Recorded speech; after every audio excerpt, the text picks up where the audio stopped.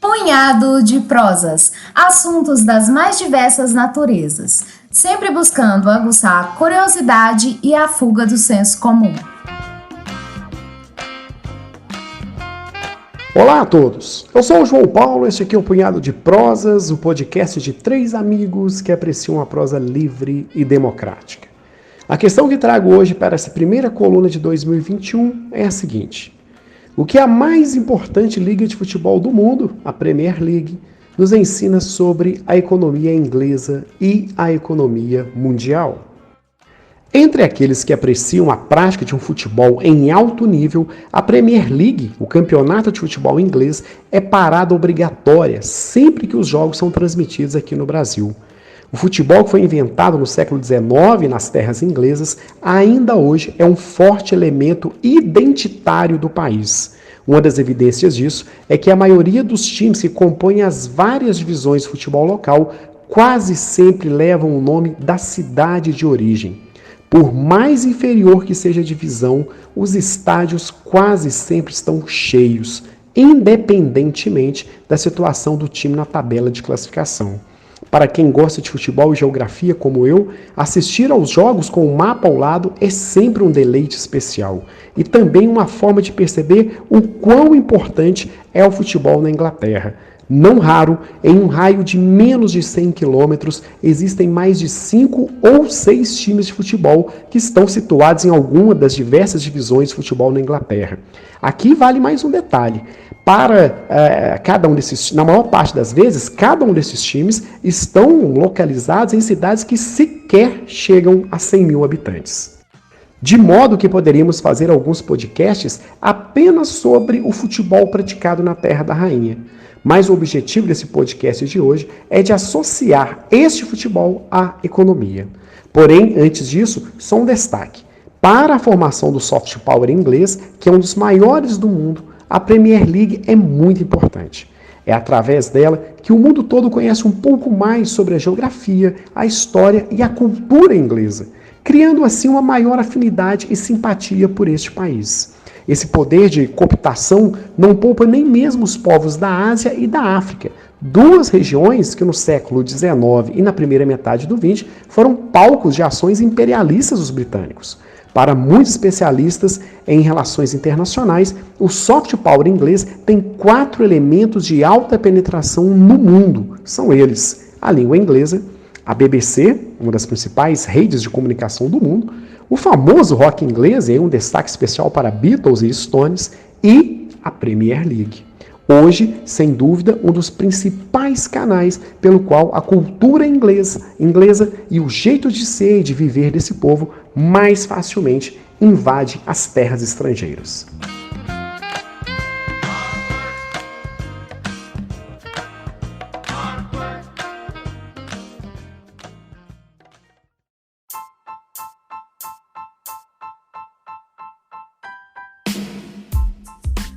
Para entendermos um pouco mais sobre a economia inglesa, vamos aqui analisar alguns dados de 2019. Naquele ano, o PIB inglês estava distribuído da seguinte maneira: o setor primário, que é agropecuário e extrativismo, representava apenas 0,69% de toda a riqueza gerada no país.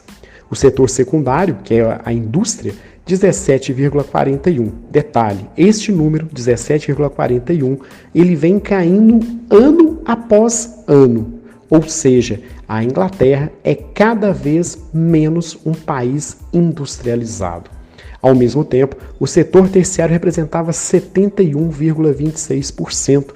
Lembrando que o setor terciário é comércio e prestação de serviços. E aqui ocorre o oposto do setor secundário. Ano após ano, a economia inglesa é cada vez mais dependente do setor terciário. É importante notar que essa pequena participação da indústria na economia inglesa, ou pelo menos uma redução paulatina da importância da economia industrial na Inglaterra, é algo bastante interessante, se considerarmos aqui que foi neste país que ocorreu ali no século XVIII, a Revolução Industrial. Naquele momento, século XVIII, nós tínhamos um contexto no qual o capitalismo ele era eminentemente industrial. Ou seja, a maior parte da riqueza era produzida nas fábricas. Mas, com o passar do tempo, o capitalismo foi e continua mudando a sua faceta. Atualmente, na verdade, há um bom tempo, nós vivemos aquilo que é chamado da fase do capitalismo financeiro. Ou seja, a maneira mais próspera de fazer fortuna já não é mais fabricar mercadorias ou nem mesmo comercializá-las. A maneira mais fácil de fazer fortuna, de movimentar a economia, é vendendo dinheiro. Obviamente, entre aspas, né? Estamos falando aqui de concessão de empréstimos, de realização de financiamentos, de criação de fundos de investimentos e de outros vários serviços financeiros que cada vez são mais diversificados e comum à vida não só dos europeus ou dos ingleses, mas de todas as pessoas que habitam este planeta no século XXI. Mas vamos lá, como todas essas mudanças da economia são percebidas na principal liga de futebol do mundo, primeira coisa que é ser analisada é quem são os patrocinadores dos times. Interessante dizer que dos 20 times que disputam a liga, apenas 3 são patrocinados por empresas de setores tradicionais da economia. O Manchester United é patrocinado pela Chevrolet. O West Bromwich é patrocinado por uma empresa que fabrica caldeiras, aquecedores internos. E aqui é interessante dizer que essa empresa ela é 100% britânica. Todo o capital e toda a produção é feita no Reino Unido, o que já é uma coisa bem comum para os padrões da Premier League e da economia mundial, que é uma liga e uma economia cada vez mais globalizadas. O terceiro time que tem um patrocinador, digamos, convencional é o Sheffield United. Esse é fabricado por uma empresa norte-americana, então tem um viés de globalização, mas essa empresa ela é fabricante de material de construção. Os outros 17 clubes têm patrocínios de empresas voltadas para diversos setores, menos para o industrial ou de bens tradicionais da produção. Vejamos aqui. Tottenham, Liverpool e Brighton são patrocinados por empresas do setor financeiro. Temos aí um banco de investimento, uma seguradora e uma empresa de cartão de crédito. Aliás, né, essa empresa é a American Express, que é patrocinadora do Brighton. A parceria com esse time litorâneo é tão forte que o estádio do Brighton leva o nome da empresa de cartões de crédito. Arsenal e City são patrocinados por empresas de aviação. Detalhe, empresas do Oriente Médio. E aqui vale mais uma das ironias de como muda a história, como muda a economia. O Oriente Médio, que no final do século XIX, começo do século XX, foi palco do imperialismo inglês, hoje é a origem de uma boa parte da grana que sustenta o futebol inglês, além de vários outros investimentos econômicos pesados que existem na capital Londres. Vários prédios, alguns dos principais edifícios londrinos, pertencem a investidores oriundos do Oriente Médio. Outros 3 clubes são patrocinados por empresas do comércio digital. Estamos falando aqui do Everton e do Aston Villa e detalhe, né? Everton e Aston Villa são patrocinados por um mesmo tipo de empresa, na verdade pela mesma empresa, que é a Caso. Ela oferece um serviço que até onde eu saiba sequer existe aqui no Brasil. Ela vende carros usados de forma online. Isso mesmo, você entra no site deles, compra um carro e, mágica, o carro é entregue na porta da sua casa. O Leicester também é patrocinado por uma empresa, na verdade por um grupo que tem a sua principal renda no comércio, e um comércio que é tanto digital como presencial. O famoso grupo King Power, que é de origem tailandesa, novamente um detalhe aqui irônico e interessante, a Tailândia, né, também experimentou o imperialismo no século XIX e XX, e a King Power tem o seu principal negócio como free shoppings, em vários aeroportos ali da Ásia, que são alguns dos mais movimentados do mundo, mas também faz comércio digital, o que certamente passa muito longe daquele capitalismo industrial tradicional. Bom, o Chelsea é patrocinado por uma empresa de telecomunicações, que é uma das novas, os ramos, né, mais promissores aí da economia desde a década de 70. A empresa Three, que simplesmente coloca o numeral 3 estampado na camisa do Chelsea, né? No meu modo de ver, inclusive é uma ótima jogada de marketing, né? Porque para quem assiste um jogo do Chelsea, vê o número 3 estampado frontalmente na camisa, o que é que você faz? Tem que dar um Google, né? Que 3 é esse? O que está acontecendo aqui? E aí você vai descobrir que é uma empresa de telecomunicações, detalhe, sediada em Hong Kong, que pertence à China, mas tem uma autonomia especial em relação a Pequim, porque na verdade Hong Kong é uma ex-colônia inglesa, também um imperialismo aí de novo, mas embora seja sediada em Hong Kong e preste serviço principalmente na Ásia, ela também atende a diversos países europeus, obviamente o Reino Unido está incluso, e por isso o patrocínio se justificando aí na camisa do Chelsea. Todavia, o setor que mais patrocina o futebol inglês é aquele altamente especulativo, muito bem alinhado a essa tendência do capital financeiro, aquele que não produz mercadorias, mas vende serviços ou, como disse antes, vende dinheiro. Aqui no caso, talvez, venda mesmo é a promessa de dinheiro. Estou falando das casas de apostas esportivas. Ao todo, 8 clubes da Premier League são patrocinados por empresas vinculadas a apostas esportivas. Aqui um daqueles detalhes bem interessantes. O Bet365, que é a maior casa de apostas do mundo e é inglesa, essa empresa não patrocina nenhum time da Premier League. Patrocina, inclusive, o torneio. Para quem assiste os jogos, é comum perceber os letreiros passando ao longo do jogo, lá o Bet365. Mas times mesmo, diretamente patrocinados, a Bet365 só patrocina o Stoke City, né, que é um time da Série B, a segundona lá do inglês. Inclusive, o patrocínio é tão forte que o estádio do time leva o nome da empresa. Agora, todas essas 8 empresas que eu estou citando aqui, que patrocinam a Premier League, estão vinculadas ao setor de apostas, a maior parte delas são asiáticas. A relação entre Ásia e Premier League é muito forte. Isso pode ser explicado de várias razões, né? Primeiro, temos aí uma ligação histórica, eu já falei que várias vezes, do imperialismo inglês aí no século XIX e XX na Ásia. Temos o fato de que, nas últimas décadas, ninguém cresceu mais no mundo, economicamente falando, do que a Ásia, enquanto a indústria está sumindo da Inglaterra, da Europa, dos Estados Unidos, mesmo do Brasil, ela cresce com muita força na Ásia, então tem muito capital sendo gerado na Ásia, então tem diversos lugares para esse capital ser aplicado. Então veja que interessante, o capital é gerado, né, na indústria ou serviços associados à indústria e depois ele é diversificado em vários setores vinculados a uma economia mais criativa, mais financeira ou mesmo especulativa. De todos estes patrocinadores vinculados a casas de apostas, me chamou a atenção de maneira especial a empresa que patrocina o Leeds. A empresa chama Sbotop.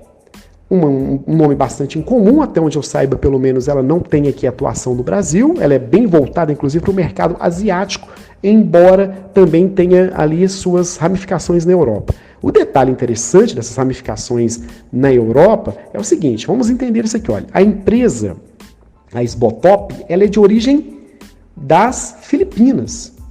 Então, mais, de novo, Ásia, né? Filipinas, Ásia.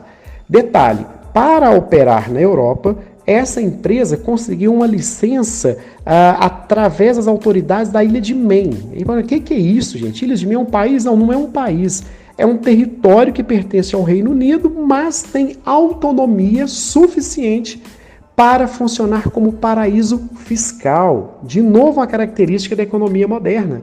Né? Muito dinheiro de origem duvidosa e às vezes até com algumas evidências muito claras de origem complicada são esquentados e legalizados em vários paraísos fiscais. Na Europa, aquele monte de pequenas ilhas, algumas independentes, outras não, a maior parte delas funcionam como paraísos fiscais, porta de entrada para investimentos oriundos de diversos lugares do mundo que são aplicados na economia europeia. O paraíso fiscal não é um sinônimo de legalidade, né? É apenas um lugar no qual existe uma grande flexibilidade da legislação quanto a investimentos. Por isso, por essa alta flexibilização, às vezes, e não muito raro, na verdade, né, acabam ocorrendo ali transações feitas com capital de origem duvidosa ou mesmo claramente ilegal. Todavia, em si, um paraíso fiscal não é uma atividade, uma condição criminosa, ilegal de um país ou um estado ter. Todavia, boa parte da grana que atua hoje na economia europeia passa por esses paraísos fiscais, que são também fortes evidências dessa economia cada vez mais financeira e menos produtiva. Essas mudanças na economia mundial e, consequentemente, inglesa, traz consequências diretas para o futebol. Um exemplo espetacular disso é o Sunderland, que é um tradicional time do norte da Inglaterra, eterno rival do Newcastle. Essa região do país, o norte, né, foi um dos grandes berços da Revolução Industrial. Até a década de 90, era uma região muito próspera, com muitas indústrias, muitos empregos. Todavia, com o processo de desindustrialização gerado pela globalização, a migração das indústrias em direção à Ásia, toda a região norte do país entrou em crise. E o Sunderland meio que foi neste vácuo da crise econômica. O Sunderland foi recentemente rebaixado para a segunda e depois caiu para a terceira e hoje se encontra atolado na terceira divisão. Aqui eu aproveito para sugerir, para dar uma dica de uma série disponível na Netflix, que é a série chamada Sunderland até morrer. São 3 temporadas que narram esse calvário do Sunderland rumo à terceira divisão. Vale muito a pena. Para quem gosta de futebol, no geral vale a pena. Para quem gosta de futebol inglês, um pouco de geografia e história, é muito interessante essa série. Vou já dar um spoiler. O final é trágico, tá? O Sunderland não para de cair, está atolado na terceira divisão. Mas é uma série muito interessante para conhecer um pouco mais sobre futebol e mesmo o declínio econômico dessa região norte do país. Ao mesmo tempo que clubes como Sunderland, Aston Villa e outros tradicionais têm esse declínio mais recente no futebol inglês, emergem, meio do nada, clubes que até então eram motivos de piada, estavam praticamente falidos, como Chelsea e City, emergem no cenário futebolístico da Inglaterra e se transformam em grandes marcas continentais e mundiais. E esses times, Chelsea e City, estão muito inseridos nesse contexto dos grandes investidores externos. O Chelsea patrocinado, na verdade nem patrocinado, o dono do Chelsea é um grande magnata russo, o dono do City é um outro grande magnata originário dos Emirados Árabes Unidos. Aliás, o dono do City tem vários clubes pelo mundo. O dono do City, ele é dono de 7 outros clubes pelo mundo, incluindo um clube uruguai e um outro clube boliviano. Não são apenas City e Chelsea que são controlados por pessoas físicas e estrangeiros. Uma das particularidades do futebol na Inglaterra é exatamente a de ter proprietários de clubes estrangeiros. O capitalismo inglês ele é muito flexível, ele tem uma baixa legislação, ele é muito aberto a investimentos estrangeiros. Tanto é que Londres é um dos ícones do capitalismo financeiro, seus prédios de arquitetura futurística, enfim, é um espetáculo à parte, a arquitetura londrina, e aqueles prédios, em sua maior parte, sustentam escritórios de grupos financeiros. Então, o capital estrangeiro é muito bem-vindo na Inglaterra. Isso é repercutido, de certa forma, na situação de quem são os donos dos times ingleses. Aqui vale algumas coisas legais serem pontuadas. Vamos lá. Primeiro, a maior parte dos clubes são divididos em diversas ações, então existem vários proprietários. Um dos casos mais interessantes é o Liverpool. O Liverpool é controlado, o principal investidor é um norte-americano, que tem mais de 40% das ações, só que o restante das ações são fatiadas entre vários investidores. Para que tenhamos uma ideia de como a coisa é interessante, o jornal norte-americano, New York Times, tem mais de 10% do Liverpool. O jogador de basquete LeBron James, um ícone do basquete, grande jogador da NBA, sozinho ele tem mais de 2% do Liverpool. Vejam que loucura isso. LeBron James, um ícone do esporte mundial, ok, mas uma pessoa física tem 2% do Liverpool. Isso para a gente ter uma ideia de como o futebol inglês ele é muito aberto ao capitalismo financeiro. E aqui o detalhe é o seguinte, o Tottenham, dos grandes times da Inglaterra, o Tottenham é o único em que ele é controlado majoritariamente por ingleses. Na maior parte das edições da Premier League, e depende de quem vai ser rebaixado, quem vai subir, o Tottenham é o único time, não é nem o único entre os maiores, ele é o único de todo o campeonato em que o principal controlador é inglês. Né? Então a gente tem uma ideia de como é uma economia globalizada, como é uma economia aberta aos investimentos estrangeiros, principalmente esses de origem especulativa. Afinal de contas, como eu já disse aqui anteriormente, essa Inglaterra, né, com esse viés mais produtivo, é uma Inglaterra meio que já ficou para trás. A Inglaterra, cada vez mais, é um país aberto a este capitalismo financeiro, o capitalismo dos serviços, do comércio e da, abre aspas, venda de dinheiro. Aproveito para mais uma vez lembrar a todos que estamos no Instagram, no YouTube e em todos os tocadores de podcast. Um forte abraço a todos, se cuidem e até a próxima. Semana que vem, Alberto Malta está na área.